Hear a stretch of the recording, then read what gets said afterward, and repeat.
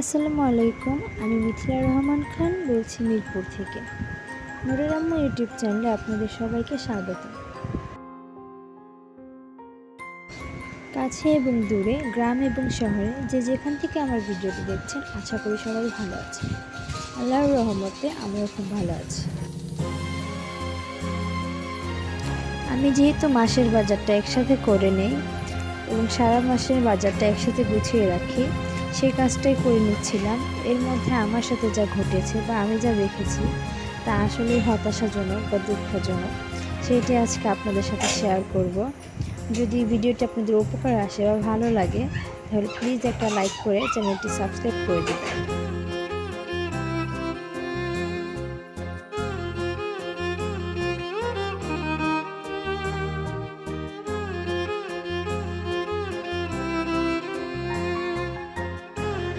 যেহেতু আমি বাসা চেঞ্জ করেছি, সেহেতু নতুন লোকেশনের নতুন দোকান থেকে আমি শুকনো বাজারগুলো করে নিয়েছি। নূরের বাবা রাত্রে সব বাজারগুলো ঘরে এনে রেখেছে, কিন্তু আমি বেশি রাত হয়ে যাওয়ার কারণে এগুলো আনবক্স করিনি। সকালে এগুলো আমি আনবক্স করে প্রথমে চাল এবং আটা এগুলো সেপারেট ভেবে রেখে এরপর অন্য জিনিসগুলো বের করছি। তো এর মধ্যে যেটা হয়েছে, যেহেতু নতুন দোকান, আমি বুঝতে পারিনি যে এরকম প্রবলেমগুলো হতে পারে। দোকানটা আমার বাসার সামনে, আমি দেখেছি যে সব কিছুই পাওয়া যায়, এজন্য আমি এই দোকান থেকে আনিয়েছি। আগের লোকেশনের থেকে আনতে হলে একটু দূরে, যেহেতু হয়তো বা গাড়ি দিয়ে আনতে হতো, বা আমি ভেবেছি কাছে আছে এখান থেকে নিয়ে নিই। কিন্তু যেটা হয়েছে সেটা আসলে অনেক কষ্টজনক। বলে না যে যে বেশি খুঁতখুত করে তার ভাতেই চুল পড়ে, এরকম অবস্থা হয়েছে। তো আমি আপনাদের দেখাচ্ছি আসলে কি হয়েছে।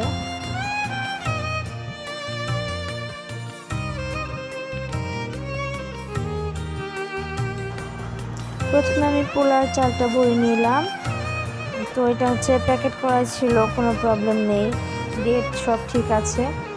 এরপর আমি হচ্ছে টোস্ট বিস্কুটটা প্যাকেট করে নিচ্ছিলাম, এটাও কোনো প্রবলেম নেই, আমি যেটা চেয়েছিলাম সেটা পাইনি, সমস্যা নেই, আমি এটা ভরে নিয়েছি।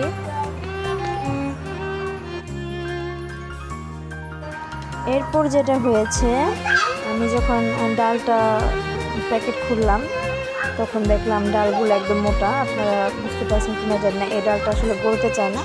পরে আমি প্যাকেটে আবার ভরে রেখে দিয়েছি, এটা ফেরত দিয়ে দিব। তো তারপর যেটা হয়েছে, ডালটা আমি বেঁধে রেখে দিয়েছি। এরপরে বের করেছি আমি মুগ ডাল এবং বুটের ডালটা।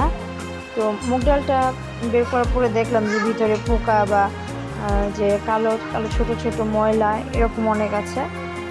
পরে এই অল্প ডালটা আমি আর ফেরত দিই নাই, কারণ নূরের বাবা এটা নিয়ে অনেক ঝামেলা করবে, চিল্লাচিল্লি করবে, এজন্য আমি এটা ক্লিন করে ভালোভাবে পরে রেখে দিয়েছি।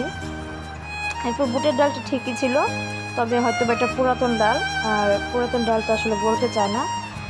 তো যাই হোক, পুরাতন ডাল এইসব বলে তার চেঞ্জ করা যায় না, কিন্তু আমি মসুর ডালটা ফেরত দিয়ে দিয়েছি এবং পরে চিকন ডালটা এনেছি।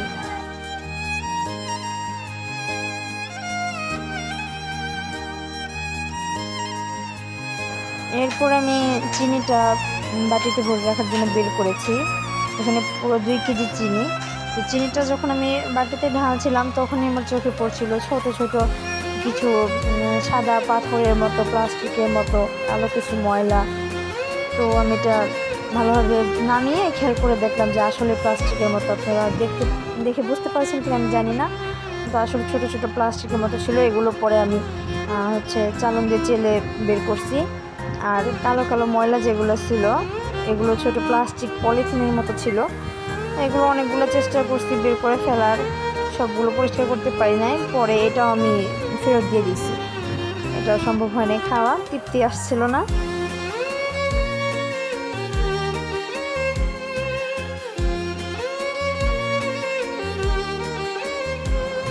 বাসে যেহেতু এক্সট্রা লবণ আছে বাহিরে, এর জন্য প্যাকেটটা আমি রেখে দিলাম। আর মোটা লবণ যেটা, এটা আমি এনেছি শুধু মাছ পরিষ্কার করার জন্য, এটা একটা বক্সে একটা বয়ামে রেখে দিলাম। দেন হচ্ছে একটুখানি লবণ বেশি ছিল, যেটা আমি বেঁধে এই চিকন লবণটার সাথে বক্সে রেখে দিয়েছি, ওইটা আগে ব্যবহার করে ফেললেই হবে।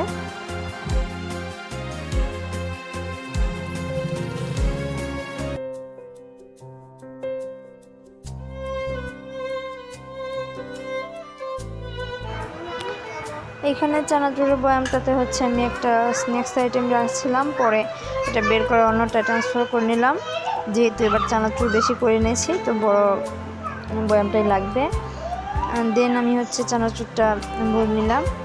তো নূরের বাবা হচ্ছে ঝাল কম খায়, এই জন্য ঝাল যে কোনো চানাচুর সে খায় না। আর রুচি বারবিকিউ যে চানাচুরটা মিষ্টি মিষ্টি লাগে, এই চানাচুরটা সে খুব পছন্দ করে। তো এটা 500 গ্রামের একটা এনেছিলাম, এটা আনবক্স করে নিলাম।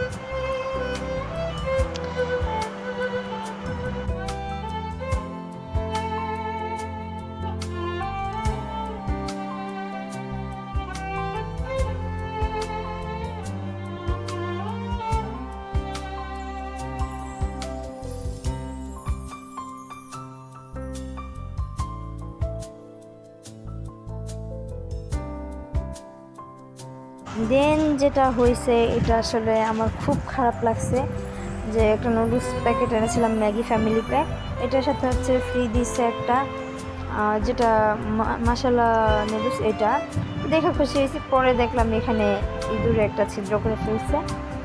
পরে আমি ভাবলাম যে এত ছোট ছিদ্র তো ভিতরে হয়তো বা ইঁদুর কাটে নেই, তো খুলে দেখলাম আসলেই কাটে নেই, কিন্তু ঘটনা ঘটছে আরেক জায়গায়।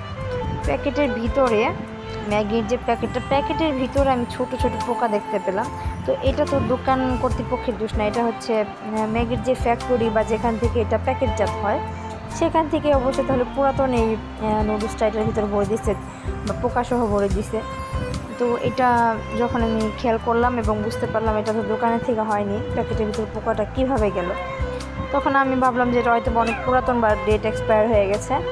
পরে আমি নুডলসের প্যাকেটে বা গায়ে দেখলাম যে আসলে এটার এক্সপায়ার ডেট চলে যায় নাই, আর এটা কিছুদিন আগেই প্যাকেট হয়েছে।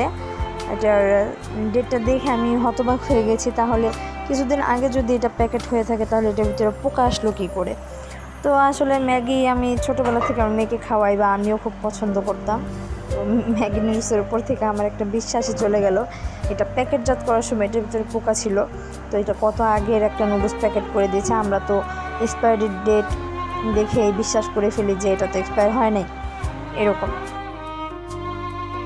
তো আমি তো এটা ঠিক করেই ফেলছি, নেক্সট টাইম থেকে এটা আমি আনবো না। আর যেগুলোর ভিতরে পোকা ছিল আমি সেগুলো ফেলে দিয়েছি, তারপর আমি প্রত্যেকটা দেখে দেখে রান্না করব।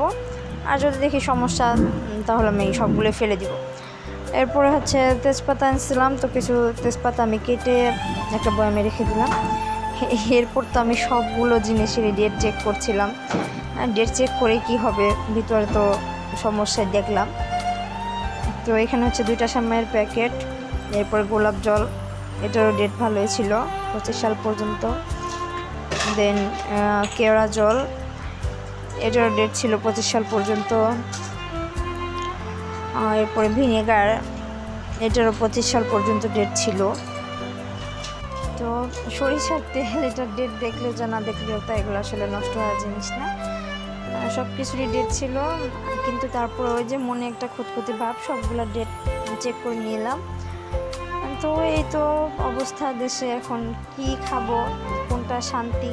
অনেককে মানুষকেই দেখি বাহিরের খোলা নুডলসগুলো আনে, তো ভাবি বাচ্চা স্বাস্থ্যের কথা চিন্তা করি, এসব ভেবে প্যাকেটজাতটা আনি। তো এটার ভিতরে যদি অবস্থা হয় তাহলে তো আর কিছু করার নেই, যা দেখা যাচ্ছে এখন নিজে হাতে তৈরি করে খাওয়াতে হবে, বা সব কিছুর উপর থেকে বিশ্বাস উঠে গেল। তা আপনারা যখন যে জিনিসটা আনবেন দেখে ভালো বুঝে আনবেন। ম্যাগি নুডলসের উপর থেকে আমার একদম মন উঠে গেছে, নেক্সট টাইম এটা আনবো না, আপনারা ভালোভাবে দেখে চেক করে আনবেন। তো আজকের ভিডিওটা এই পর্যন্ত, যদি ভালো লাগে লাইক করে দিবেন। আল্লাহ হাফেজ, আসসালামু আলাইকুম।